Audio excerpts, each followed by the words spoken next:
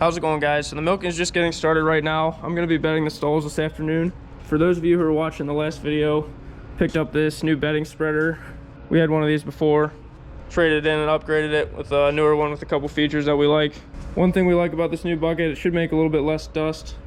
It has bigger spinners down in there. Our old one was quite a bit smaller. They run these a little bit slower, but they throw more material. These Woodchuck spreaders are kind of unique because it's the only one, to my understanding, that has the auger going across and then the spinners on the sides. It's a really reliable way to do it. We had one like this for 20 years, worked really well. So the owners of this company are friends of ours.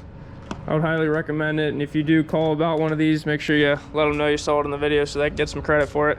So we actually started mixing the hydrated lime back in the shavings again. A little while ago we started hand spreading a different type of lime on the beds. We kind of thought the mastitis kicked up a little bit when we switched that, so back to the old hydrated lime mixed into the bucket.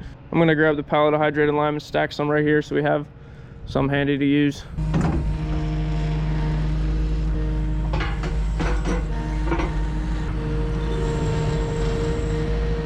This pallet's almost empty. This other one's behind the tractor, so I might just throw a couple bags on here. We definitely have a love-hate relationship with this hydrated lime. It's really good for helping to prevent bacteria growth in the stalls. It's also not super expensive, but the downside with it is the dust is pretty nasty. Cows don't like it. Normally there's enough air moving through the barn when you're cleaning stalls, that dust doesn't bother you too much, but when we go to spread it with the spreader, it definitely kicks up a lot of dust. During the winter time when the barn's closed up, it's especially bad. I try to open up the doors and curtains to help get the dust out of the building. But I was hoping with this new bucket, we'll see a little bit less dust.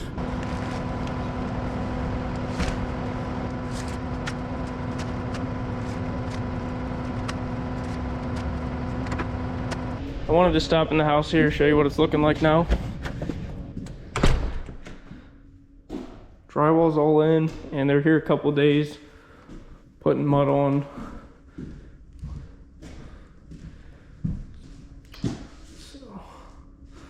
Yep, pretty cool. So I want to go check a couple fields. We have some field work we're gonna need to do soon. Just right across the road here first. We have a bunch of spring forage acres that we need to spray fertilizer on. We're into March now, so we're usually starting to think about that. Just want to make sure it's not too soft before we drive in it. It's really not that bad already. You can see, I'd say give it a couple days here if it's not gonna rain. Let it get a little bit more fit, and then we'll try and spray that. A lot of this farm here just has a cover crop on it. We're gonna just spray that, kill it off, and plant corn into there. So we need to spread manure and all that.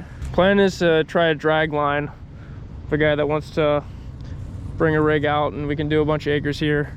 I drove back to the farm we were working at last fall, pushing these tree lines back. This farm has all cereal rye we want to chop for forage this spring. That triticale at home looks a lot greener. It's gonna be a lot more fun to mow this field this year. We picked all those rocks up out of here.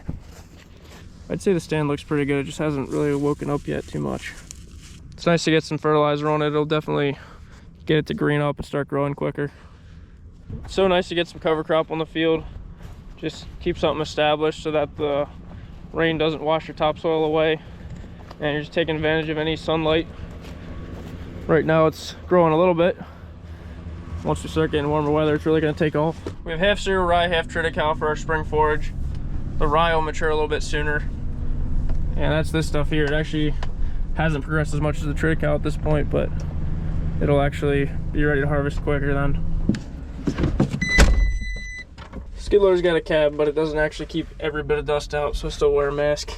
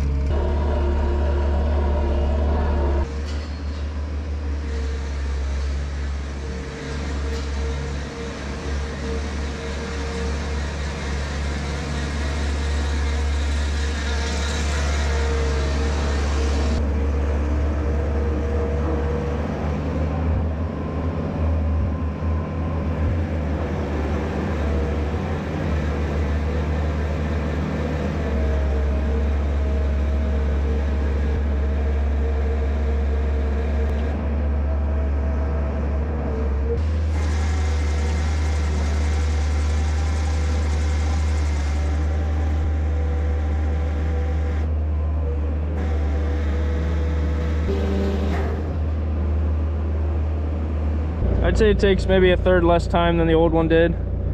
So maybe a third less dust. Still make some dust in there, but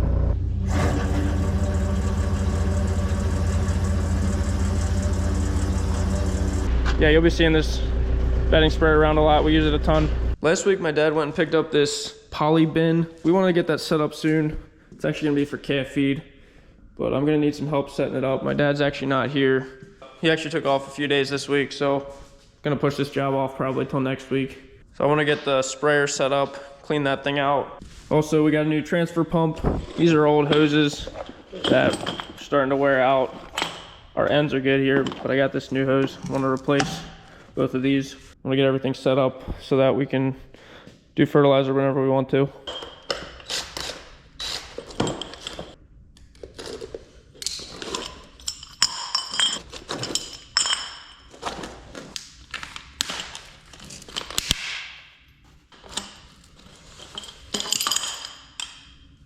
Here's our new pacer pump.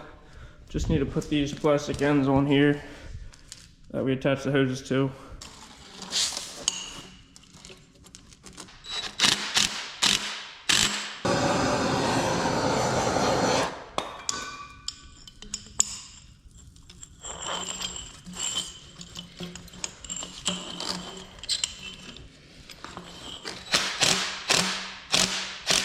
Just gotta add some oil and then we'll be ready to go.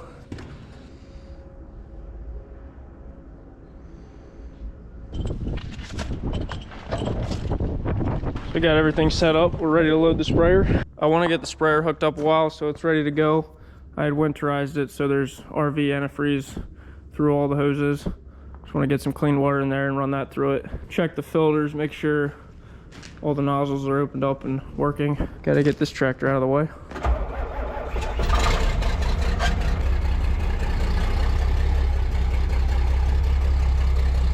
Just noticed that this tire's off the rim on this drill.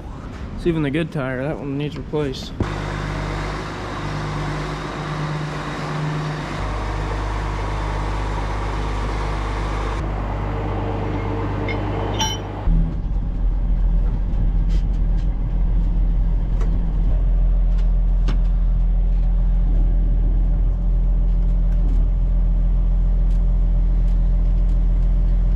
I filled up the clean water tanks there on the sides of the sprayer. Just gonna run that through it a couple times. This way.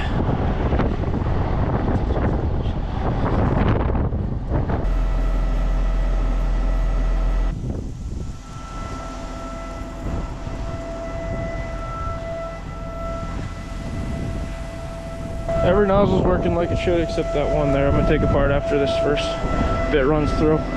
I ran a bunch of water through it, cleaned out a few nozzles.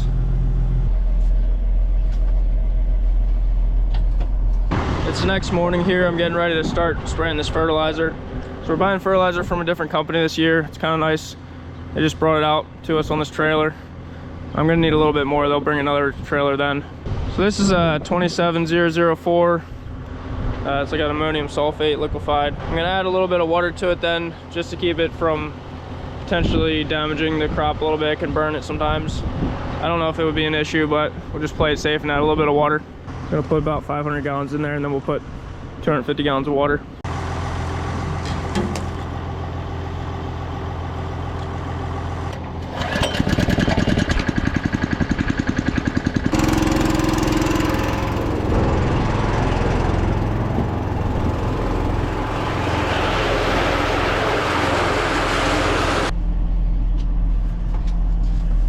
Before I add the water, there's one other fertilizer we're gonna add. It's this Extend product. Get it from Homestead Nutrition. It's proven to help yield on spring forage crops. So we'll run 5 ounces per acre of this, so about half a jug per sprayer load.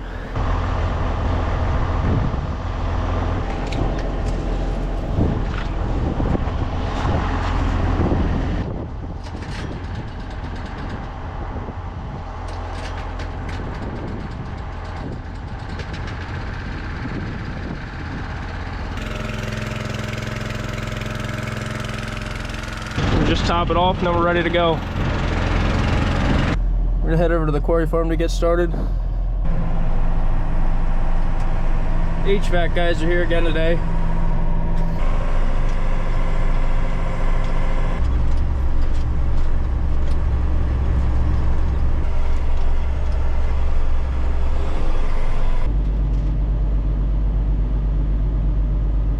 spraying 15 gallons per acre of the fertilizer, and I added 7 gallons of water, so 22 gallons per acre total. Just get the sprayer set up. We'll have to keep the booms kind of low because it's a little breezy today.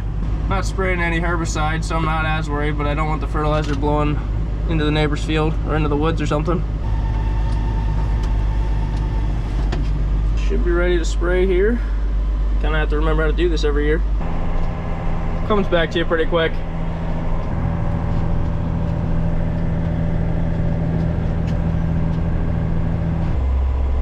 Working along this tree line that we cleared out last year. There's a couple trees that fell out into the field now. They come back over here with the skid steer, clean those up, or a chainsaw. So this field is cereal rye. This will be actually maturing before the triticale. We'll be harvesting it late in April. We no-tilled it in here in the fall. It grew a little bit, kind of went dormant over the winter, and now it's starting to green up. This fertilizer should really wake it up. I'm gonna leave a little test spot right here. Just gonna turn the sprayer off for a few seconds. We'll have to come here and scout next week, see what it looks like. So we have GPS in this sprayer tractor. It's really simple. Just has the mapping right here. Not using auto steer or anything, but it's pretty nice. Give you an idea where you're at in the field. Tracks the acres and everything. So far we sprayed 21 acres. This field's about 23, so we're just about done here. This field did get manure spread on it last fall, and that manure will help this crop some with nitrogen, but there's still value in adding more nitrogen to bump the yields, especially in the early spring here. Usually takes some heat to get that manure to really break down and start feeding the plants. This fertilizer here will be really available and effective even though it's cooler out. The manure definitely makes a difference, and sometimes you can see where the passes of manure overlap across the field. It's a little bit thicker cover crop there. I refilled, moved to another farm now. This field you can see pretty obviously where the manure overlapped. Got that green strip right there. It's a little bit taller at that spot.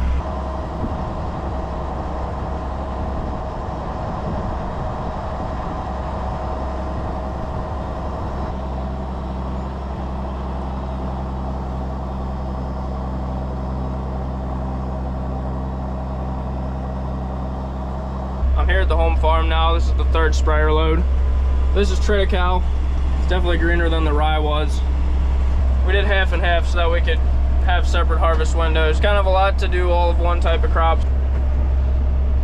Triticale always looks a little bit nicer in the field. Yields a little bit more, but the rye will run higher protein levels.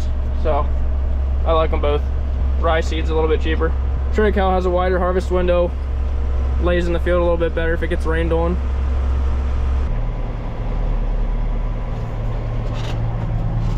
On my final sprayer load now.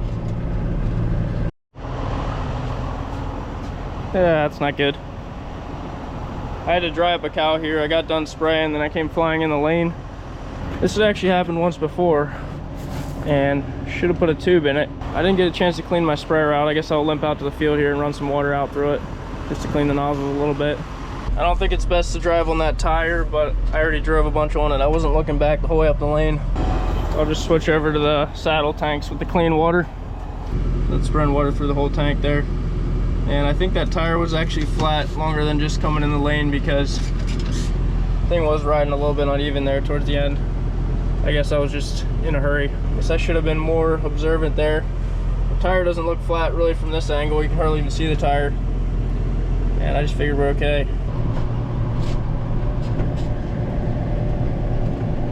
I got the inside of the sprayer washed out. Now I'm going to rinse the outside off. It's not really good to let nitrogen sitting on these metal booms rust stuff out. I'll rinse the tire off a little bit.